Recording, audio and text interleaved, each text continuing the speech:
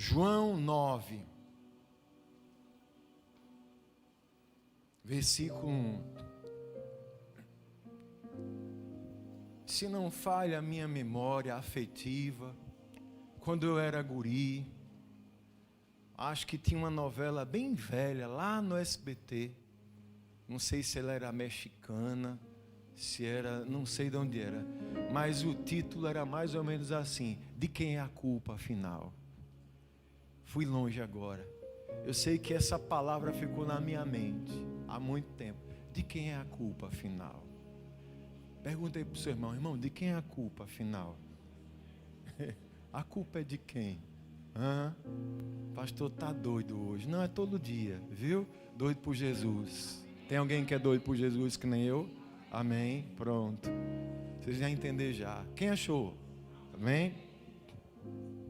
A palavra diz assim: ao passar, Jesus viu um cego de nascença. Seus discípulos lhe perguntaram: mestre, quem pecou? Este homem ou seus pais, para que ele nascesse cego? Disse Jesus: nem ele, nem seus pais pecaram, mas isto aconteceu para que a obra de Deus se manifeste na vida dele. Enquanto é dia, precisamos realizar a obra daquele que me enviou. A noite se aproxima, quando ninguém pode trabalhar. Enquanto estou no mundo, sou a luz do mundo. Tendo dito isso, ele cuspiu no chão, misturou terra com saliva e aplicou-a aos olhos do homem. Então lhe disse: vá lavar-se no tanque de Siloé, que significa enviado. O homem foi, lavou-se e voltou vendo. Glória a Deus. Espírito Santo, obrigado pela tua presença. Espírito Santo, toma a minha vida em tuas mãos. Espírito Santo, fala conosco. Nós cremos no teu agir, por isso já te agradecemos. Em nome de Jesus. Amém. Podem sentar-se, queridos.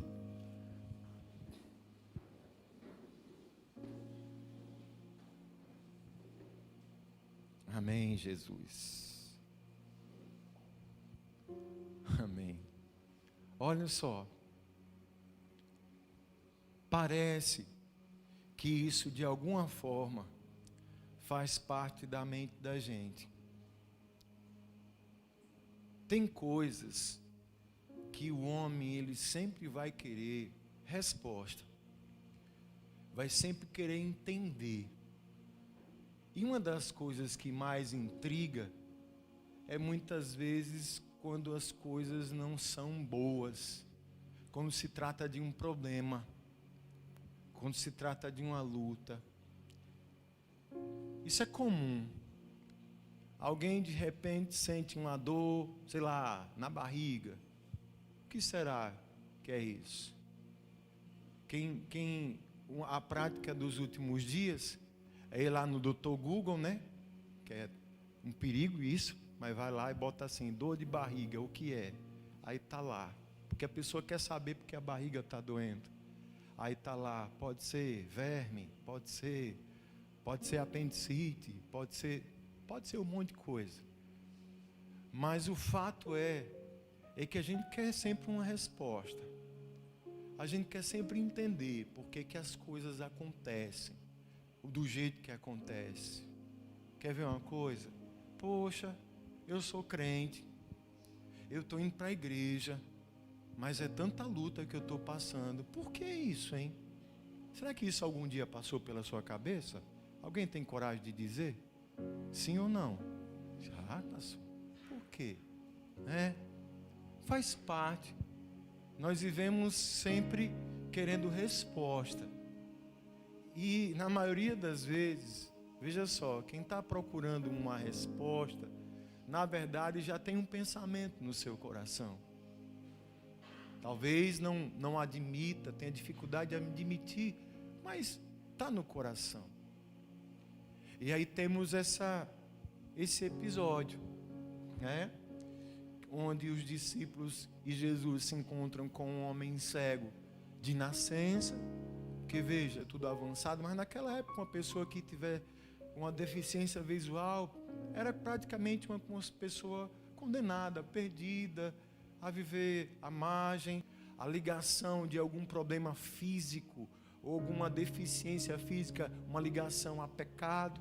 Para você ter uma noção, lepra era ligada a pecado, a ancianice, era uma questão cultural / religiosa. Aí eles viam cego de nascença. E aí veio o pensamento, está sofrendo uma desgraça. O homem nasceu cego.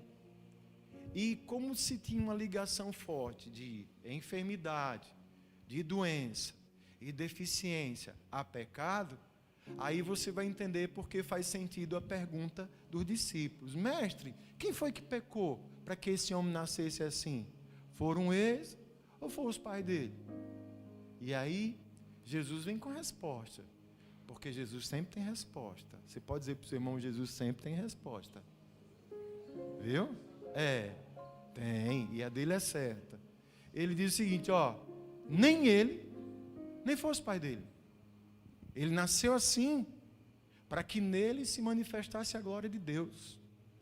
Para que vocês entendam que a gente tem que fazer a obra de Deus. Eu preciso fazer a obra de Deus, eu sou a luz do mundo. Ele está aqui exatamente, ele passou por isso, ele está vivendo isso, exatamente porque Deus permitiu para que a obra de Deus, a glória de Deus se manifeste na vida dele. Jesus cospe no chão, faz aquela laminha, bota nos olhos dele, vai lavar no tanque de Siloé, e aquele homem se lava, e aí ele vem e volta enxergando. Essa, irmãos, é a questão nossa, de estar sempre procurando questionar, meu Deus, por quê? Por que aqui tanto sofrimento? Jesus trouxe uma resposta aqui, que deu direção para os discípulos. E a gente? Como é que a gente entende? Como é que a gente enxerga sofrimento e dor que a gente passa? Como é que a gente vê? Como é que a gente lida com isso? Nós estamos hoje no culto, palavra de vitória. Estamos buscando vitória em Cristo, vitória no Senhor. Só que a gente vai percebendo que essa vitória que a gente quer, para chegar nela, não é tão simples assim.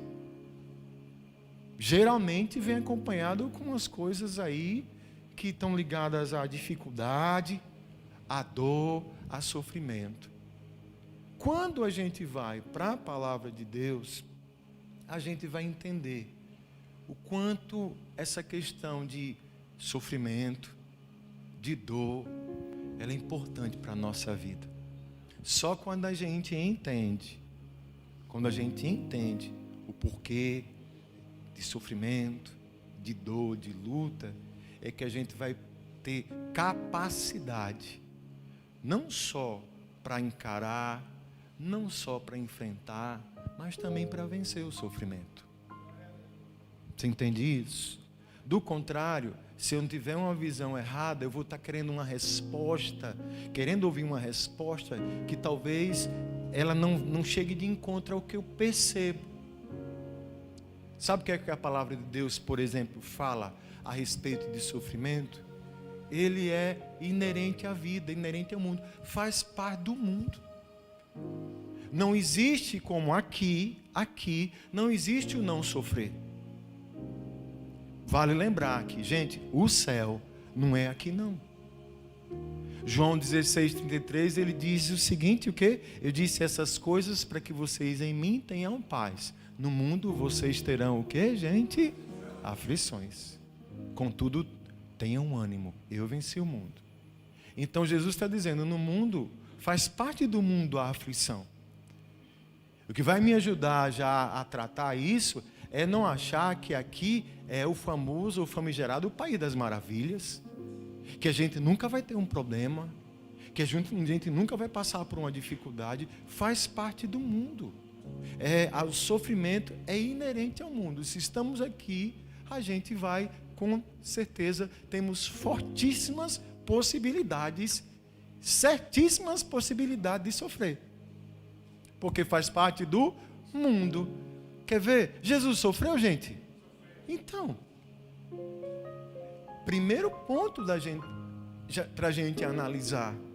Quando às vezes, sabe, eu fico observando determinadas frases que a gente ouve por aí, diz assim: pare de sofrer. Opa, vai para o céu, vamos para o céu, né? Vai para o céu, porque só lá para de sofrer. Mas aqui a gente tem que encarar o sofrimento.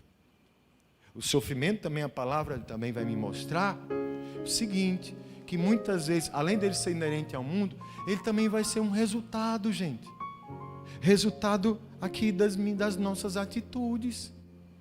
Porque, escute, muitas vezes o que a gente faz, ou até o que a gente deixa de fazer, vai gerar algum tipo de problema.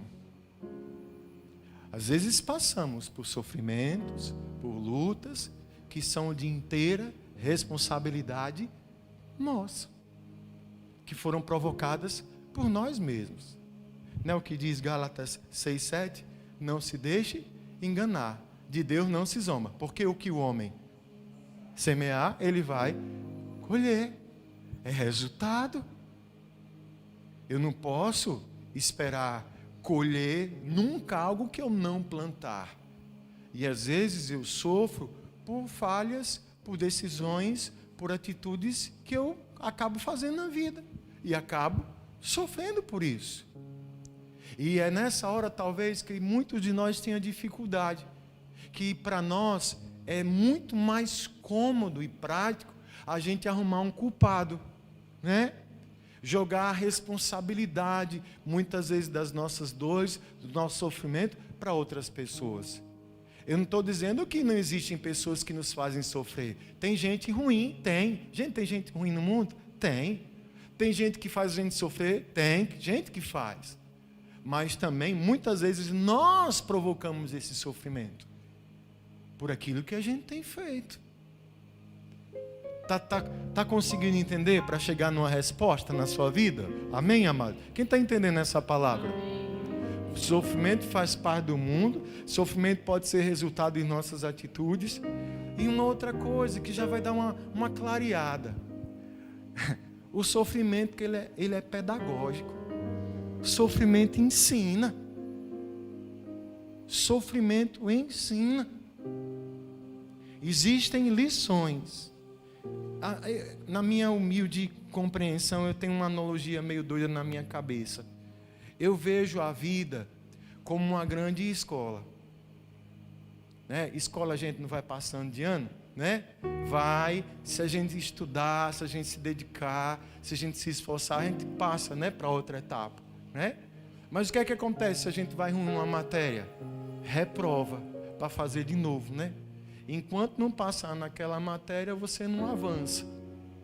Muitas vezes, para que a gente avance, muitas vezes a gente vai precisar passar por certas dores na nossa vida, que vão, na verdade, tratar com a gente, que vão nos ensinar. Dizem alguns sábios que um dos grandes mestres da vida é o sofrimento. Não tem aquela história do evangeliquez que a gente fala a respeito de ir para Jesus? Eu acho que alguém conhece. Se não vem pelo amor... Quem aqui, eu vou olhar para cá. Quem aqui veio pela dor? Né? Mas veio, olha você onde está. Olha você onde está. Foi a dor, o sofrimento que te ensinou que existe um caminho. Existe algo que pode mudar de fato a sua vida. Existe aquele que entende demais de dor, que entende demais de sofrimento, que é Jesus, que Ele pode te dar uma direção. E essa dor e esse sofrimento te ensinou. Olha o que Davi diz em Salmo 119, 71. Foi bom para mim ter sido castigado, para que eu aprendesse os teus decretos. De vez em quando a gente precisa tomar, que nem minha mãe fala, uma lapoada da vida, para que essa dor nos ensine, para que eu aprenda com ela. eu passo por determinado sofrimento na minha vida, uma pergunta sábia que eu preciso fazer para mim, uma delas é essa: o que é que esse sofrimento está me ensinando? O que é que essa dor que eu estou enfrentando, ela está tratando comigo? O que é que ela está falando no meu coração? Eu preciso enxergar dessa forma. É aquela coisa de você dar um outro significado ao sofrimento. Porque veja só, o ser humano vive correndo de sofrer. Mas esse correr de sofrer, às vezes vai gerar sofrimentos maiores. Que quando o homem foge desse processo, ele não avança. Sabe a história da lagarta que vira, como o Tabael fala, brabuleta? Você já viu? A lagarta virando borboleta, aquele processo todo da metamorfose, aquela bichinha lá toda gordinha, ela entra num casulo, né? Eu já vi uma quase virando assim, aí ela está ali agoniada, imprensada, querendo sair dali, aí sabe o que acontece se você pegar ali aquele casulo e abrir para a borboleta sair? Você sabe o que acontece? Ela não vai voar. Porque a dor e o esforço que ela tinha que fazer para romper o casulo eram necessários para criar a resistência da sua estrutura de asa para que ela voe. Se eita, chega, a bichinha está sofrendo, deixa eu abrir. Abrir, ela vai morrer. Ela não vai voar mais. Existem sofrimentos que vão nos ensinar, gente. Que vão nos fortalecer. Sabe? Tem um meme antigo, acho que já apagou no meu computador, era no tempo da internet a lenha, que chegava os memes por e-mail. Lembra, irmão Antônio, que chegava por e-mail, era 15 dias para carregar e abria lá, né?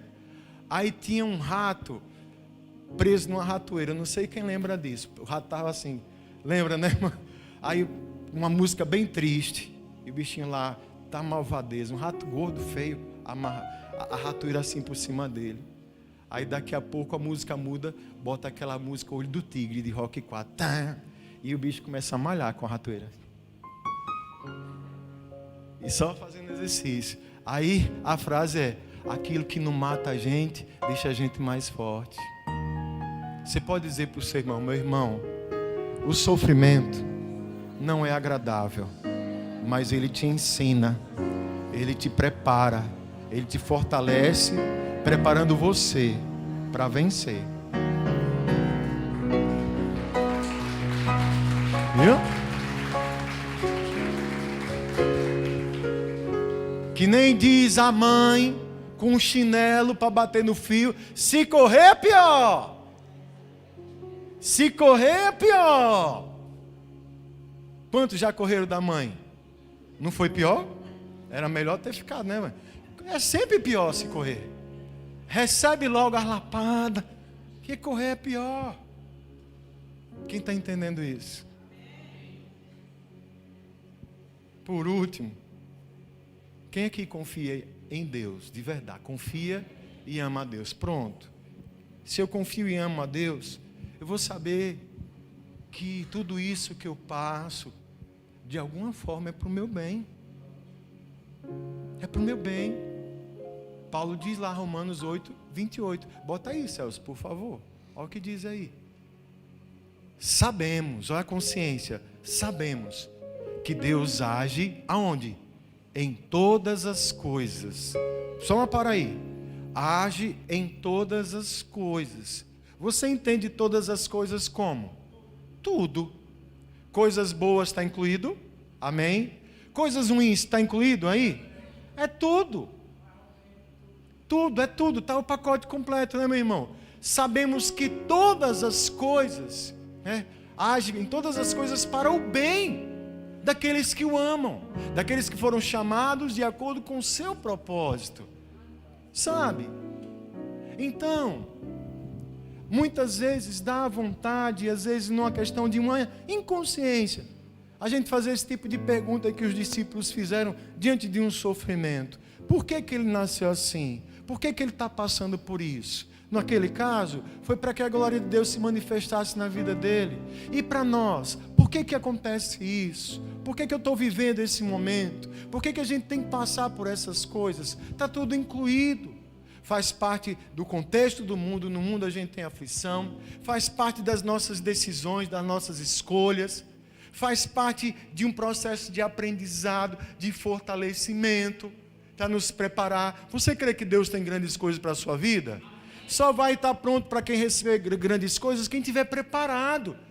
E não tem coisa que nos prepare mais do que, por exemplo, um deserto.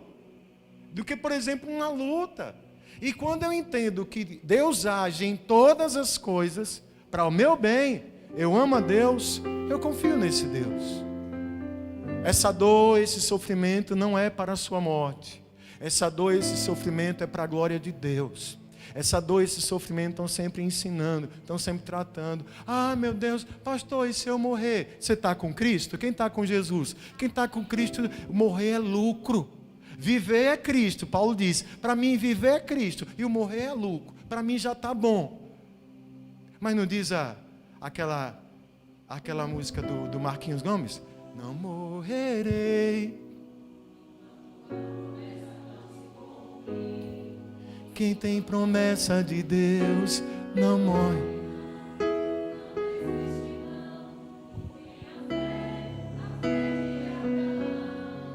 Quem tem essa fé aí? Fique em pé no seu lugar, por favor. Dá glória a Deus aí. Vamos lá.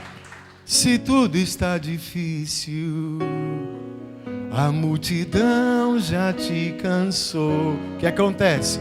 O meu Deus nunca falha, nem nunca falhou. Diz aí pro seu irmão, se a luta é muito grande, irmão. Se a luta é muito grande,